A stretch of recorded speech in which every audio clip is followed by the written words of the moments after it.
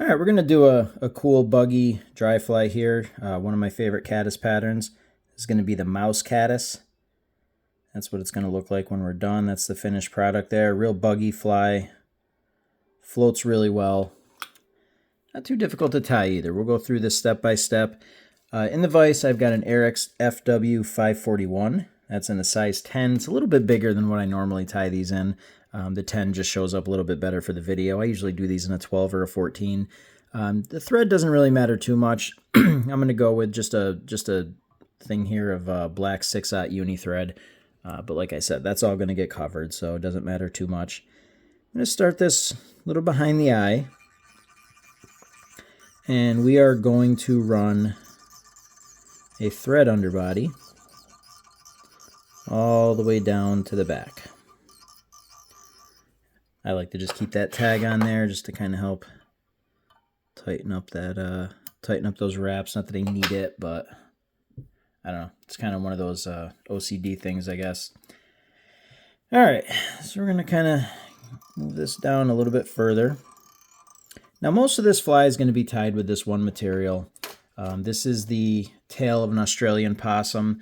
You can kind of see that the bottom fibers here towards the bottom have those little guard hairs on there.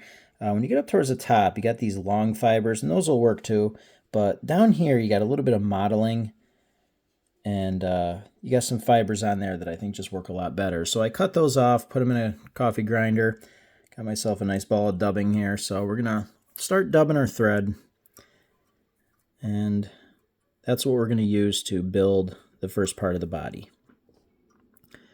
Now this is really, really good dry fly dubbing, and it's kind of wispy and it doesn't go on like your super fine dubbing. So you really kind of have to pinch down, wet your fingers a little bit. If you want to use wax, use wax. I'm not a big wax guy, but it'll definitely help with this stuff. But it gives you a real nice scraggly look. And I love this stuff for these types of buggy looking caddis. Caddis are the one dry fly that I really like to kind of experiment with a little bit. Most just traditional mayfly dries, I just kind of tie them the way that they're supposed to be tied. I don't tinker with them too much, but caddis are kind of cool to go and do some different things with. And I can't make too big of a noodle here, so I'm going to have to go back and reload that. And what we're going to do as we dub this is we're going to leave a little bit of room at the head. And just kind of visualize how much of a head you want. There's no real rule of thumb where like, hey, you measure it to this length. You just kind of imagine like, hey, this is how much I want to leave at the top. I usually leave, I'll show you when I'm done here. I want to get this wrapped up. I just kind of eyeball it. And a tiny, tiny, tiny little bit more than that. Not too much more. Yeah, one of the things I really like about this fly is how part of it just sits down into the film while the rest of it floats up top. Really just kind of looks like a, like you got a bug struggling. I've always believed that these types of flies, now I could be wrong. I mean, trust me, at the end of the day, who the hell am I? But I've always kind of believed that these flies are more of like a stillborn version of a caddis. Like a pupa that was looking to turn into an adult and maybe died at some point. That's what they've always kind of looked at. It looked like to me. I had a fly years ago, a stillborn Isonychia. I still have it, and I've never fished it, but I've always wanted to replicate it because the guy that gave it to me, man, did he swear by it. So I do kind of believe that fish look at those kind of things and really jump on them. So all I'm going to do now is I'm going to take a little bit of Velcro. I'm just going to kind of tease this back. Just kind of turn my vise a little bit. Let's just get all of that, all those loose fibers kind of teased towards the back. And that's what we're going to end up with. Next order of business is I've got some natural elk here. And we're just going to load that into our stacker. And let's see here. Take about the same type of clump that you would use for a regular elk hair caddis. We'll kind of lay that on top. As I switch my grip, I'm going to lay that on there and kind of measure the length I want. That looks about right there. So I'm going to pinch that, give a nice tight wrap with my thread, let that bite down. And then with really tight touching wraps, I'm going to move that back towards the body and kind of lock that in. Now what I usually do, the wing part, I'm going to hang right onto that. I'm not going to let go. And I'm going to slip my scissors in here, and I'm just going to cut off a good chunk of the excess at a taper. And of course there's going to be a bunch left over. Let me kind of hang my thread up on my knob here.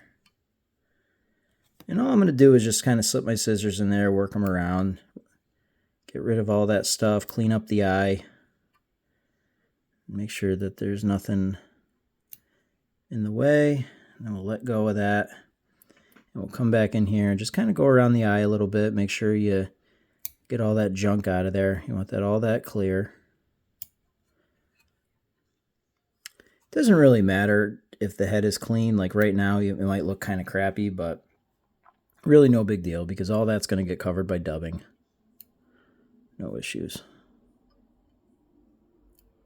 Yeah, let me get a little pair of finer point scissors up in there. I just can't get that last little piece right there, and thread would probably cover it no problem, but I don't know. I get neurotic with this kind of stuff. I want, actually, you know what? Easier way to do that. If you ever want to clean out an eye, just take a razor blade, keep it clear of the thread, and just press it on there and just rotate it, and it'll get all that right out of there. There. Unnecessary, but I don't know. It's the way I tie. I get irritated if certain things aren't falling the way I want them to fall. Then we're just going to double back with our thread and just kind of get that head as cleaned up as we can. And we're all good. We'll get our thread right to the base of that wing.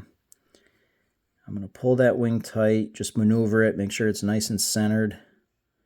Get it to lay flat and just kind of position it where I want it. We'll fix it a little bit when we do our dubbing, but that'll kind of help guide it where we want it to go. So next order of business, got a piece of teal flank here. I like the teal just because of the modeling. You can use guinea. You can use a lot of different things, but I like the teal. And what we're going to do is put some horns on this thing. That's kind of why I said in the beginning of the video, you know, that's why I kind of view it as a kind of a stillborn caddis. You know, it's got the horns of a pupa and a lot of the features of a dry. Just kind of seems like it's a caddis that just died in the process. And the mixture of the pupa stage and the dry and the adult are just kind of floating on the surface. And fish just crush it. So all I'm doing is I'm taking these fibers and just kind of separating them. When you pull those off of the quill, those fibers are kind of locked together. Let's see. Nah, I dropped them.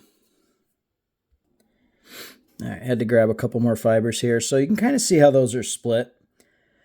And what we're going to do is use the fly to split them the rest of the way. So I'm just going to hold them together and just kind of insert them here over the head. Kind of grab them on the back end. Slide your fingers back when you need a little bit more.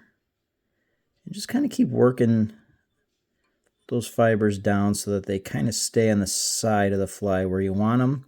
And when you get enough length, just come in with your thread and just lock those in and you'll be set. I mean, this isn't the most important step.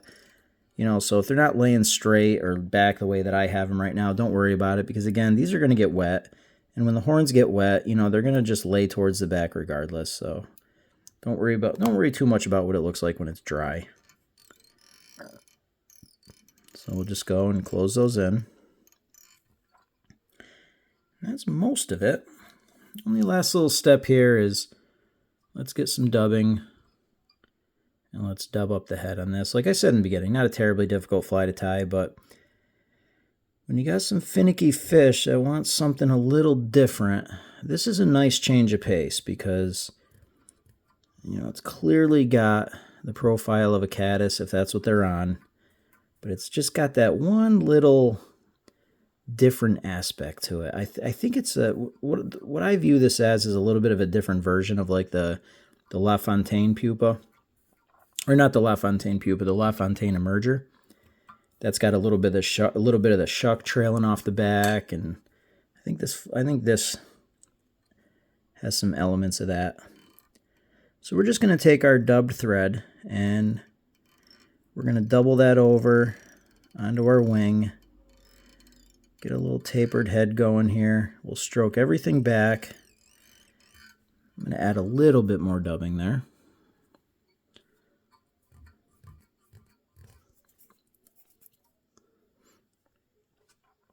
But yeah, I think this just gives a little bit of a different look.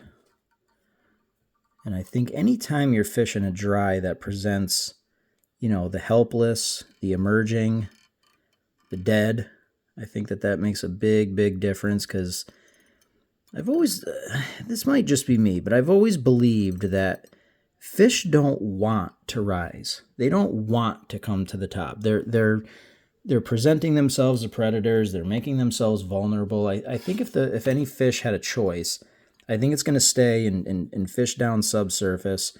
So if a fish is going to come up and surface for food, it damn well better be worth it. It's always been the way that I view it. I'm sure region has a lot to do with that. There's probably some people watching this from some regions that's all the big fish will come up for. I live in a region where, the vast majority of the big fish I take are going to be subsurface. I've caught a few sizable fish on dries around here, but really nothing crazy. So it's just kind of the belief that I've always held. So if you show them something different, something that they, oh crap, what is that? I think that makes a big difference.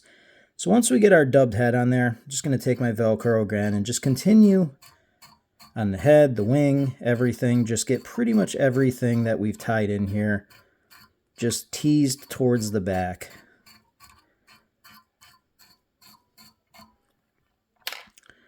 And that's pretty much it. Not a particularly difficult fly to tie.